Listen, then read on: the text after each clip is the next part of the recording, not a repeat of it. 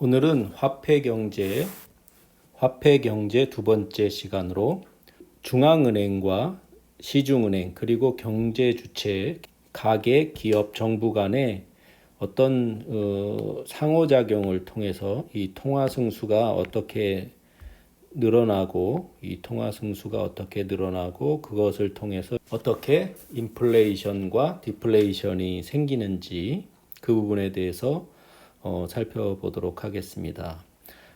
앞선 시간에 이제 화폐 경제는 한 나라의 중앙은행이 유일하게 화폐를 발행하고 그것을 시중은행들이 이제 차입하고 그것을 다시 가계, 기업, 정부가 이제 차입하고 그러면서 이제 그 경제 주체 간의 유통을 통하고 하고 다시 이제 그 은행에 예치되고 그런 과정을 통해서 이제 그 경제 주체 간의 이런 활동을 통해서 그 차입을 하고 지출을 하고 저축을 상환하고 어떤 경제 활동을 통해서 수입을 만들고 하면서 이런 과정을 통해서 이제 통화 승수가 발생을 하고 그것을 통해서 이제 그 인플레이션이 생기거나 이제 디플레이션이 생기거나 하는데 그런 과정을 이제 오늘 좀 자세히 살펴보고 후반부에서는 그 크립토 커런시라고 하는 암호화폐라고 소위 말하는 그 비트코인을 좀 살펴보고 그것과 이 중앙은행 시스템 간에 어떤 차이가 있는지 이제 한번 살펴보겠습니다. 그래서 다시 한번 이제 좀 복습을 해보면 이 중앙은행에서 돈을 발행을 하면 이제 은행들이 차입을 하고 그것을 다시 이제 가계, 기업, 정부 이런 경제 주체들이 이제 차입을 해가지고 경제 활동을 하면서 그 차입한 돈으로 어떤 물건을 사거나 재화나 용역 서비스를 위해 지출을 하고 다시 그 결과로 어떤 물건을 만들어내거나 재화 용역 서비스를 이제 제공해서 어떤 수입을 얻고 그걸 다시 상환하면 이제 은행에 다시 돌아가게 되고 은행도 이제 다시 중앙은행에 돈을 이제 갚아야 되는 이제 그런 부분들이 있죠. 그래서 이제 이런 활동을 통해서 유일하게 이런 중앙은행만이 돈을 발행하고 이런 유일한 통로만을 통해서 이제 이런 화폐 경제가 유지되는데 이제 여기서 이제 몇 가지 그 인플레이션이 생기고 디플레이션이 생기고 또 이제 어떤 이런 화폐 경제가 교란에 빠지는 일이 있을 수 있습니다. 이제 그것이 뭐냐면 부동산 거래, 주식 거래, 채권 거래 그리고 분식회계 이런 사건들이 있을 수 있는데요. 부동산이 이제 막 거래가 활성화되면은 이제 어떤 일이 벌어지냐면은 여기서 은행에서 이제 돈을 차입해 가지고 부동산을 사고 그 부동산을 판 사람은 다시 이제 은행에 돈을 저축하고 하면 여기서 통화 승수가 또 발생하겠죠. 그러면서 통화량이 계속 늘어납니다. 그럼 그것이 계속 이렇게 반복되면서 이 시중의 돈이 굉장히 늘어나게 되고 부동산 가격이 계속 오르게 되는 거죠. 그래서 이제 정부는 그 부동산 버블이 발생한다 이렇게 판단하면 그걸 억제하기 위해서 이제 대출을 이제 제한하는 것이죠. 그럼 이쪽에 이제 차입 부분 이런 부분들이 이제 제한이 돼 가지고 이 개인들이나 기업이나 이래서 지출을 할 수가 없겠죠. 그럼 이제 통화량이 다시 줄게 되는데 이제 그런 부분에서 이제 어떤 그 인플레이션이 발생할 수도 있고 또 이제 주식 같은 경우에도 이제 똑같은 일이 벌어질 수 있습니다. 그래서 주식도 돈을 이제 그 증권사 이제 은행이 이제 증권사겠죠. 거기서 돈을 차입해서 주식을 사고 주식을 판 사람은 다시 은행에 돈이 들어가고 하는 이런 과정을 통해서 이제 그 통화량이 계속 늘어나면서 어떤 때는 주식이 한 방향으로 계속 이렇게 올라가게 됩니다. 그래서 통화량이 이렇게 늘어난 건데 사실은 이 차입에 의해서 굉장히 많이 늘어나게 되는 것이죠. 그래서 주식 시장이 올라갈 때는 그런 부분이 있을 수 있다. 그리고 이제 채권도 마찬가지입니다. 채권도 그 이제 은행에서 채권을 팔면 은행에 돈이 들어오게 되겠죠. 그러면 이제 은행에서 돈을 빌려가서 주식을 사고 다시 은행에 돈이 들어오고 은행에서 돈을 빌려가서 부동산을 사고 은행에 다시 돈이 들어오는데 여기서는 이제 직접 이 가계기업 정부들이 이제 채권을 사면 은행에 이제 돈이 들어옵니다. 그럼 이것이 이제 다시 또 대출이 되고 하는 이런 과정이 이제 거쳐지겠죠. 그러나 이제 채권을 여기서 이제 그 중앙은행에서 은행들에게 팔면은 돈이 환수되는 효과가 있죠. 여기서는 거꾸로. 그래서 이거를 이제 그 통화 조절 정책으로 이제 시장 조작이라고 하는데요. 공개 시장 조작이라고 하는데요. 그거는. 그래서 여기다 채권을 주면 시중은행의 돈이 은행으로 중앙은행에 다시 돌아오겠죠. 그러나 은행에서 채권을 팔면은 여기에서 돈이 들어오는데 그 돈이 다시 대출되고 하기 때문에 이 시중의 그 통화량이 더 늘어날 수도 있습니다. 그런 부분이 이제 있을 수 있고요. 그리고 이제 분식회계라는 것이 굉장히 중요한데 뭐냐면 이런 화폐 경제에서 오로지 이 중앙은행만 이제 화폐를 발행할 수 있다 그랬는데 위조 지폐를 뭐 은행이 할 일은 없겠지만 만일 어떤 은행이라든지 어떤 여기 개인들이 지폐를 위조로 만들면 여기 시장에 교란이 생기겠죠, 이제.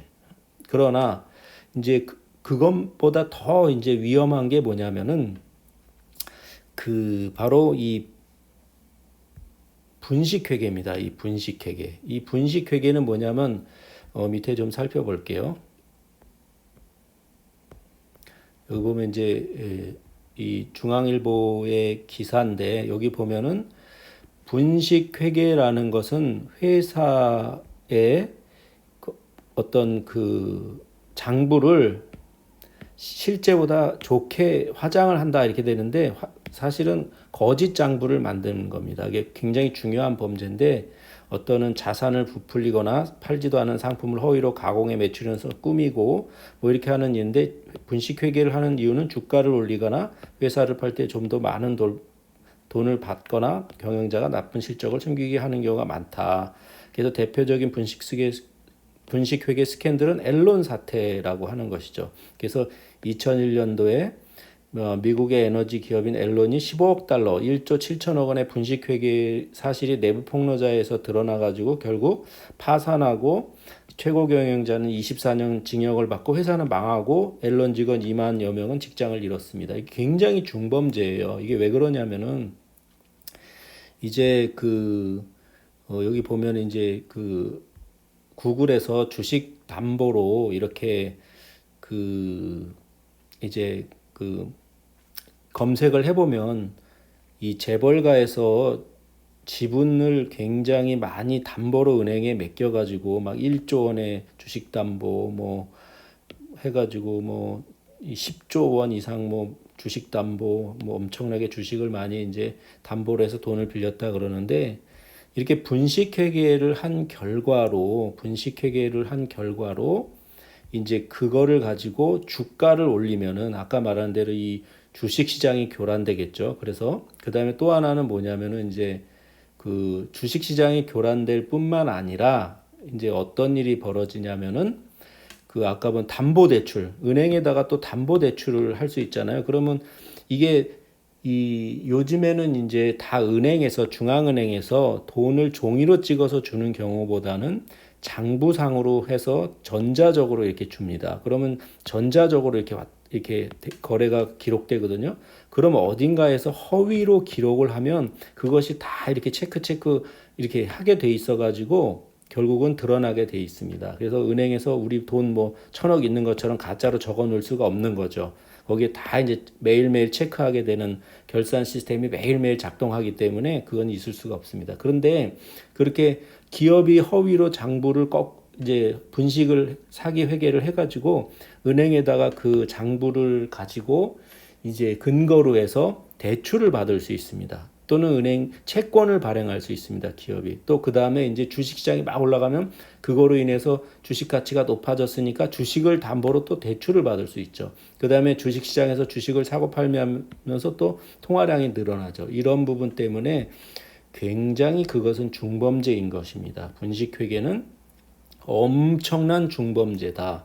근데 이제 그것이 아무렇지도 않게 막 생각되면서 별거 아닌 것처럼 이렇게 생각하는데 굉장히 중요한 시장 경제 전체를 이제 무너뜨리게 되는 거고요. 이건 이제 우리나라의 통화량에서 전 시간에서도 봤던 것인데 이제 L1이 뭐고 본원 통화가 얼마고 M1, M2, LF 이렇게 봤죠. 그래서 2012년에는 이제 2조 정도 됐고 그것이 이제 통화 승수에 의해서 M화는 442, 뭐 그래서 총 유동성은 2,300조 이렇게 됐는데 지금은 이제 2019년은 178조, 180조 정도 되고 4,000조 정도 되는 이제 총 유동성이 있는데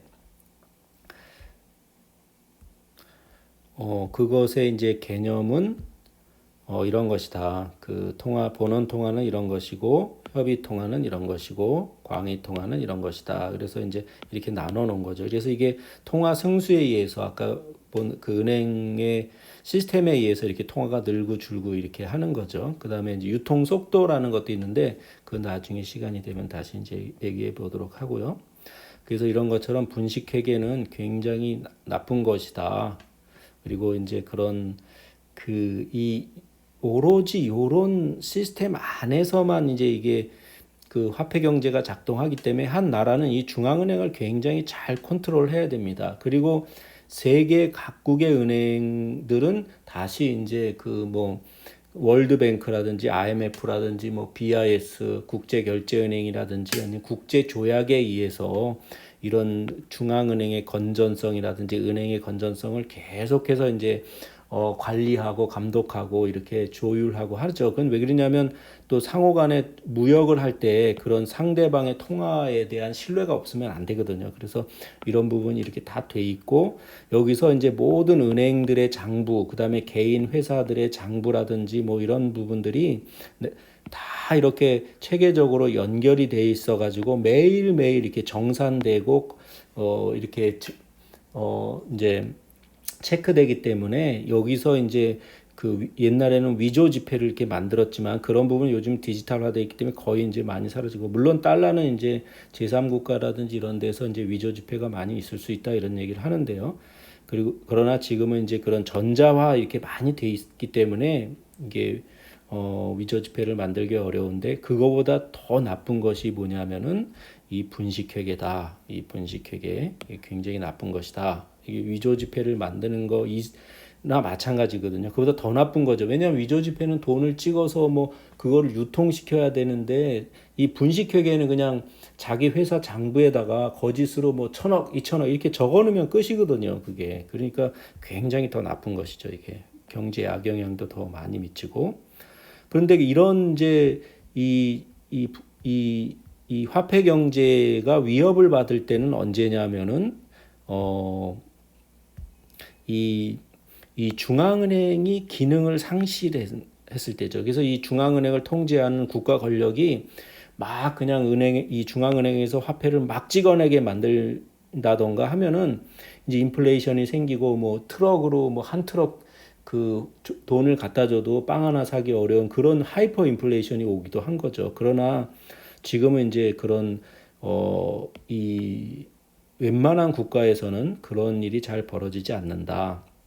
그래서 이제 그 암호화폐 하는 사람들이 이제 이런 중앙은행 시스템을 믿을 수 없다. 왜냐하면 돈을 여기서 막 찍어내기 때문에 인플레이션이 엄청 생겨가지고 믿을 수 없다 그러는데 사실은 그거는 굉장히 좀 과장된 부분이죠. 그래서 대부분의 정상적인 국가들은 이 중앙은행 시스템이 이런 부분을 굉장히 잘 관리하기 때문에 이제 그 화폐 경제가 그렇게 이제 쉽게 무너질 일은 없다. 그러나 이제 그 부동산이 과열이 되거나 주식시장이 과열이 되거나 이제 그 분식회계 사건이 있거나 막 이러면은 이제 이 중앙은행이나 국가에서 이런 부분을 잘 관리하지 못하면 이제 사실 위기가 올 수도 있죠. 그러나 그런 부분을 잘 관리하지 못하는 국가는 사실은 국가로서 기능을 상실하는 거기 때문에 대부분의 정상적인 국가들은 이 화폐 경제 시스템이 그렇게 쉽게 무너지지는 않는다. 이렇게 말할 수 있습니다.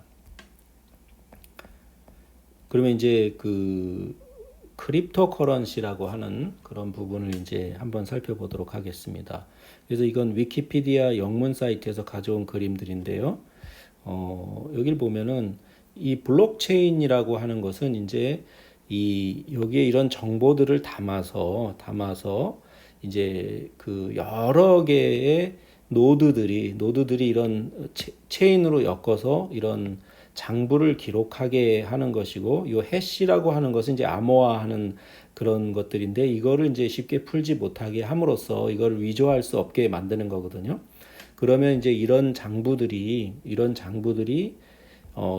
이런 식으로 이제 또 이 프라이빗 키 같은 개인마다 이제 프라이빗 키를 해서 자기가 여기다 사인을 하고 해서 이렇게 장부로 쭉 연결하는 건데 이런 장부를 연결하기 위해서는 이제 그런 이런 마이닝이라는 절차가 필요해요. 이런 마이닝이라는 절차가 필요한데 그러기 위해서는 이제 그 굉장히 많은 컴퓨터의 계산이 필요합니다. 그래서 이런 것처럼 이게 다 컴퓨터 그래픽 카드죠. 그래서 엔비디아 주가가 굉장히 많이 올랐는데 이런 컴퓨팅하는 이런 모듈을 엄청나게 많이 설치해 놓고 그 다음에 여기에다가 엄청난 전기를 많이 먹어요. 그런데 여기서 그런 자기가 이제 마이닝을 해서 암호화폐를 하나 채굴할 가능성은 굉장히 낮죠. 힘들죠. 그렇기 때문에 이제 돈이 엄청나게 들고 그렇기 때문에 희소성이 있어서 비싸다 뭐 이렇게 얘기하는데 사실 문제는 뭐냐면은 이런 거를 하기 위해서 이제 그런 비용이 많이 드는 것도 있지만 개인 간에 이제 그 화폐라는 것은 유통이 돼야 되잖아요. 우리가 은행에 가서 뭐 나 얼마 예금하겠습니다. 그러면 전자적으로 요즘에 뭐 이렇게 딱 그 입력하는데 뭐 1초도 안 걸려요. 그다음에 그 은행 장부에 기록되는데 1초도 안 걸려요. 그리고 내가 어디 송금한다 그러면 요즘에 뭐 전자적인 그런 쪽으로 뭐 송금을 하면은 그냥 뭐 순식간에 가버리죠. 그러나 이 여기에서는 원래 이 암호화폐는 그것을 기록하려면 마이닝이라는 절차를 거쳐야 됩니다. 그러려면 그 암호 키를 이제 찾아내야 되거든요. 그런 해시 키를 찾아내서 제일 먼저 찾은 사람이 내가 기록하는 거고 나머지는 걸 복제해서 하는 건데 그런 비용이 굉장히 많이 들어요. 그러다 보니까 대부분 이 화폐의 소유권에서 어떤 일이 벌어지냐면은 이제 그 암호화폐 거래소라는 데에서 그냥 지난번에 보면 엑셀 파일에다 막 적어 놓잖아요. 그러면 원래 암호화폐라는 거 자세히 설명 안 할게요. 근데 암호화폐가 이제 그렇게 위조가 어렵고 위변조가 어렵고 그다음에 뭐 발행도 얼마 안 하고 그다음에 마이닝이 어렵기 때문에 또 이제 그 발행할 수 있는 코인 양이 이제 한정돼 있기 때문에 그 인플레이션이 생기지 않는다. 그런데 문제가 뭐냐면 이거를 이제 오너십이라든지 소유권을 딴 사람한테 줄 때는 우리는 그냥 뭐 10,000원짜리 있으면 지폐 하나 줘도 되고 아니면 내가 너 송금해 줄게 밥 먹고 요즘에는 뭐 그 앱으로 많이 그거 하잖아요. 엠브레일 한번 찍 보내고 뭐 하잖아요. 그리고 뭐 송금할 때 뭐 5,000원 보낼게 10만 원 보낼게 금방금방 보내잖아요. 근데 여기서는 그걸 하려면은 원래는 그 다른 마이너들이 그 장부 기록을 다 해줘야 됩니다. 그러려면 장부 기록을 해주려면 누가 기록을 하냐면 제일 먼저 그 해시 키를 푼 사람이 이제 그 암호 키를 푼 사람이 해주는 거거든요. 그러면은 그걸 하는데 그 엄청나게 큰 컴퓨터를 돌려야 되고 전기료도 엄청 나오고 하는데 그러려면 그 예를 들어서 내가 10원 보냈는데 그 암호 화폐 그거 채굴하는 거 돌리려는데 막 1,000만 원, 2,000만 원 들 수도 있거든요. 그거 어떻게 다 기록하냐 이거죠. 그러니까 이제 그 실제로는 그 암호화폐 거래소에서 그 엑셀 파일에다 막 적어 놓습니다. 이게 이 사람이 이 사람한테 팔았다, 이 사람이 팔았다. 그러면 원래 암호화폐에 본원적으로 주장하던 그런 기능들이나 그 긴밀성 같은 게 다 사라진 거죠. 그리고 또 어떤 문제도 있냐면 여기서 보면 이 프라이빗 키가 잃어버려 가지고 2013년에 어떤 사람이 최근에도 그런 일이 있었죠. 암호화폐가 또 급등하면서 7,500 비트코인을 이제 잃어버렸고 그래서 7.5 밀리언이니까 750억, 800억 정도 되는 돈을 잃어버렸다. 뭐 이제 그 당시에 가치를 이렇게 하는 얘기가 있단 말이에요. 그리고 이제 여기 보면 비트코인이 그 로스트 되는데 언제 로스트 되냐면은 그렇게 해서 20조 정도가 사라졌다는 거죠. 그런 식으로 해가지고 그런 식으로 이 사람들 이제 된다. 그렇게 되고 또 하나는 뭐냐면은 이제 그 비트코인이 이제 훔쳐지는데 그게 뭐냐면은 이제 그 서드 파티로 보낼 당시에 이제 그 데이터 브리치를 통해서 이제 그게 또 훔쳐가기도 한다. 막 그런데 사실 이거보다 더 큰 문제는 뭐냐면은 그 거래소에서 그냥 엑셀 파일 같은 데 적어 놓고 실제로 거래할 때 그 오너십을 증명하기 위해서는 그 블록체인에 다 기록을 해야 되거든요. 그럼 블록체인에 기록하는 비용이 엄청나게 많이 듭니다. 그렇기 때문에 비트코인은 사실은 그 이제 그 자국의 화폐가 굉장히 그 불안정한 사람들, 그런 사람들이 사실은 살 수 있어요. 그러나 그런 사람들이 비트코인을 사는 것보다는 사실 달러를 사는 게 더 낫겠죠. 사실은 요즘에 한국 원화도 굉장히 뭐 가치가 잘 보존되고 있기 때문에 전 세계적으로 한국의 신용도가 굉장히 올라가기 때문에, 그리고 사실은 이 비트코인은 그냥 그런 식으로 이런 화폐 경제가 뭔지 잘 모르는 사람 또는 알면서도 잘 모르는 사람들에게 뭐 그냥 기존의 그 화폐 경제를 위험하다고 막 이렇게 과장하면서 이렇게 하면서 투기를 하는 쪽에 더 가깝지 않는가, 이제 개인적으로 그런 생각이 많이 듭니다. 그래서 여기 보면 또 오너십 디스트리뷰션에서 87%의 비콘이 0.5%의 월릿에 들어있다. 이렇기 때문에 굉장히 이것도 누군가 소수의 사람들이 사실은 다 갖고 있는 거죠. 그렇기 때문에 이 암호화폐, 비트코인이라고 하는 거, 그다음에 블록체인이라고 하는 건, 블록체인은 이제 최근에는 다른 용도로 좀 여러 가지 개량을 해서 프라이빗 형태로 이제 뭐